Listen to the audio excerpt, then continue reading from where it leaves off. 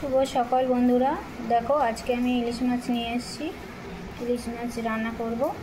এটা কাঁচকলা দিয়ে করব। কাঁচকলা দিয়ে লাল ঝোল, কালো জিরা আর শুকনো লঙ্কা তেলে দিয়ে, আর শুধু শুকনো লঙ্কা বাটা দিয়ে করব। এটা বাংলাদেশের রেসিপি। তো আমি আমার বাপের বাড়িতে মাকে দেখেছি রান্না করতে। মা রান্না করতো, খুব সুন্দর হতো খেতে। তো তারপর শ্বশুরবাড়ি যখন এলাম তখন শ্বশুরবাড়িতে আমার শাশুড়িকে, আমার যা মানে দিদিভাইকে দেখেছি রান্না করতে। তারপরে আমার বাড়ি ভর্তি লোক ছিল, আমার কাকি শাশুড়ি ছিল, কাকি শাশুড়ি ঘরে ওই একই রেসিপি রান্না হতো, কাঁচাকলা দিয়ে ইলিশ মাছ।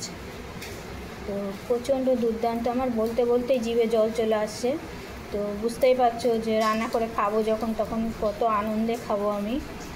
তো খুব সুন্দর করে রান্না করবো এটা আজকে, কাঁচকলা দিয়ে ইলিশ মাছ লাল ঝোল। তো তোমরা সঙ্গে থাকো, ঝোলটা হয়ে গেলে তোমাদেরকে ঝোলটা ভিডিও করে দেখাবো।